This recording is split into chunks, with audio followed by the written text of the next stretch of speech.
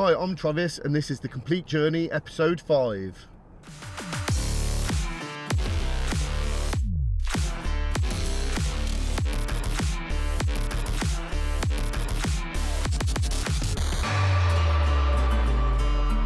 I've just left the plot of land we bought last year. I met up with the surveyor there. He is just about to start the topographical survey needed for the architect to be able to plan what we can get away with building on that plot. I'm now heading over to the site we have open in Salvorn, the shop with 2 flats above it, to meet up with the structural engineer and the timber surveyor to see what their verdict is on the structural cracking and the rotten beams that we highlighted last week. On another note, we have finally got the scaffolding going up over there too. We've had a bit of fun and games this week with the permits. Turns out that not only does the scaffolding contractor need £10 million worth of public liability to put the scaffolding up, but we also need £10 million worth of public liability to work on it. Never needed this before, so you think this would be an easy process. We phoned up our insurance provider to upgrade from 5 million to 10 million, but of course things are never that simple. To have that level of cover, we also need to provide proof that we are doing training every quarter for all the guys on health and safety and working at heights. So we've gone away, we've been able to put a package together that they are happy with, and they have now approved the level of cover, so the permit has been granted. Over on the gates this week, the guys are really busy doing lots of services and breakdowns. Let's go over and see how them lot are getting on. So here we are at Maggie and Jan's house. So as you can see, the lads have started getting the blocks up. What we'll do is we'll fill this ton bag up with all the rubble, so keep the site nice and tidy. So this track's going to run full length of this garden, all up to the top, all up to the end there. And the guys are now currently going across the driveway to get the power from the control unit, which will be situated over there, across the drive into the consume unit in there. Now the consume unit will have to be changed, but we'll cross that road and come to it.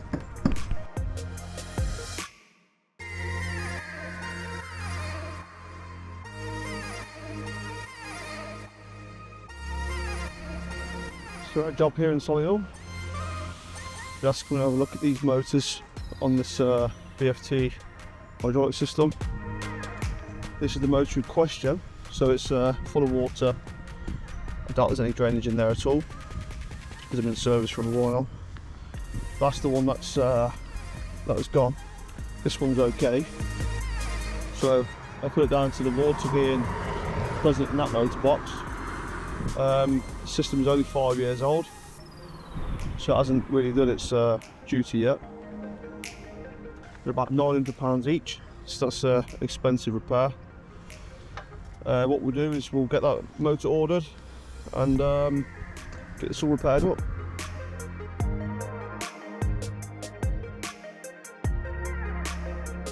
So the reason why this motor's failed is that the previous installer had concreted over the drainage holes and kindly left some tape over this one. So what we're going to have to do is break through that and allow this motor to drain. Got a sliding gate here, the motor not working. It's a Benita cable 1000 kilo motor. Swap it out for a Roger BG30 1000 kilo. There's 2 sets of sensors on there. We only knew about 1 set, so we're going to try and keep one of these sets and replace the other one for Roger. So yeah, let's get this all replaced. A couple of weeks ago, we asked Oscar and his team to change the keywords to aim more towards services and breakdowns and not just installations.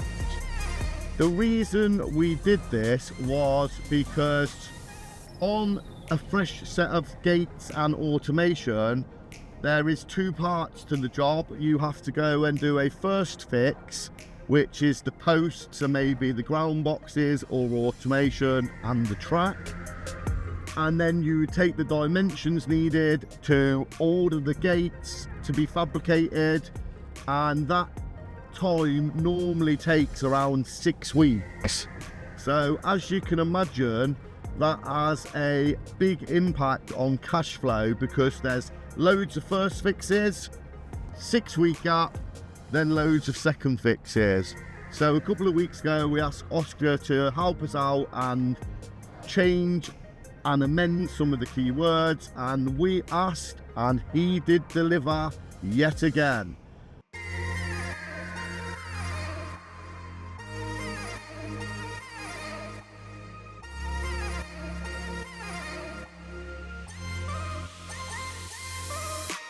Over on the Wobley site this week, Kitchen 1 has now been delivered. Kyle and John are over there fitting it, ready for the quartz worktop templates to be taken next Monday. We have also had young Jack over there helping us out this week. Jack is the son of one of our previous customers. He is doing a carpentry course and he needs some on-site experience as part of the course. When we got asked could we help out with this, of course we said yes. It's always good to give back if you can. As soon as the guys finished fitting the kitchen, they went straight over to the Holbrook side to start fitting the flooring throughout while we're waiting for the quartz to be fitted over there.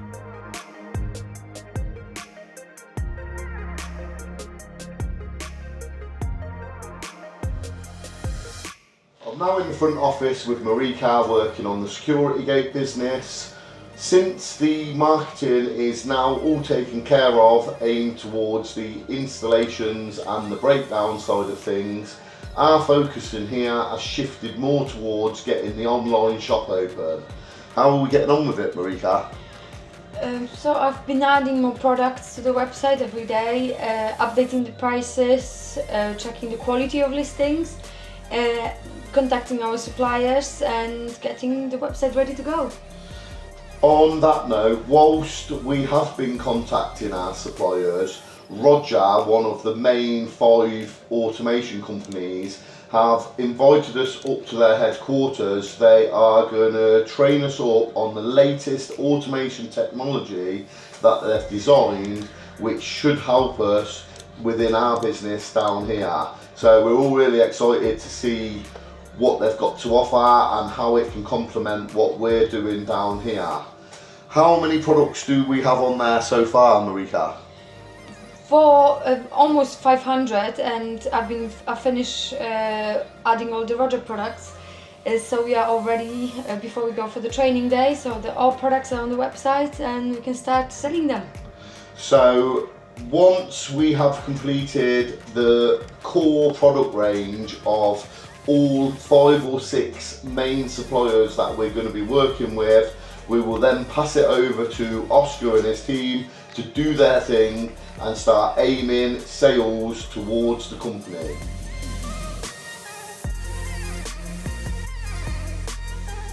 Just popped over to the Salvan project to see how the guys are getting on. They've reported they've come up against a slight issue with the underground drainage. As in the plans, it shows that the underground drainage soil and vent pipe is externally in the side alleyway. So we completed all that works the other day and then realised, how is that soil and vent pipe going to get through the alleyway into this corner to serve the upstairs flat 1 and 2's bathrooms. So what we've had to do is the existing soil stack, which was here, which used to serve the kitchens and bathrooms of the flats above, has now been completely removed and taken back to the lowest point possible. We've had to then put a Y branch on, send the existing one back over where it is. This is going to shoot straight up and will serve the kitchens, which are on this side of the property. This soil stack here will go round into this corner and straight up. This one will serve the bathrooms of the properties above. So I'm in flat 1 of the first floor. This is going to be the kitchen and living room area. The structural engineer has opted for a Finch beam design in this area, which is a build-up of 3 6x2s sandwiched between 2 8mm thick steel plates, which is all bolted together to make one solid beam. If you see over this area, which previously we've shown, it was a timber beam coming from here, and if you can remember, it stopped short of going in the wall. That's been taken out now and replaced with this steel beam that goes all the way across, and we've also built all the brickwork that goes straight up, right the way up to the purlin. If you can remember previously, we've shown that this binder here and this binder here was completely rotten and full of woodworm. So we've replaced them and we've put a new ceiling throughout, because if you can also remember, there was a 70mm inconsistency. When I was showing you below the steel work, what goes through into the wall now, and we've built up from below, this is the above section where the brickies have built all this section back up with blue engineering bricks and taken it right the way up to now support the purlins above. Another thing that structural engineer has asked us to do is all the ceilings and all the floors have to be tied back into the brickwork. To do this, we've had to put these L-shaped brackets or straps tied into the wall and sent across a minimum of 3 joists, and that happens every 2 meters across all 3 floors. We need to fit these helical bars throughout the property where all the cracking is appearing. And the way this is done is we've marked out around the property where these are required, and as you can see, the cracking staggers down the wall here. What we will do is every 4 courses we will grind the line out, fit the helical bar centrally so it's equally spread across the crack. These then will be resined into position and pointed over.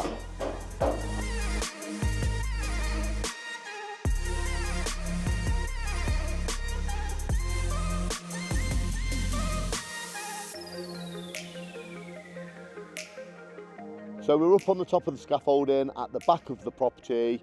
There's a few bits that have to be done out here. We're up on the top, we are going to sort out all the chimney. There is going to be raked out and repointed. Same as the other chimney is also going to be raked out, repointed and new lead work. We are also going to remove all the ridge tiles and replace it with a new dry ridge system and clean all this moss off, replacing the new gutter in. Also, a bit further down here, we are in this lower area of the roof going to have an automatic Velux smoke vent, which will serve as natural lighting and a vent for the stairwell and lobby area. A little bit further up the roof, there's going to be a non-opening roof light, which will serve as natural light to the top floor bathroom.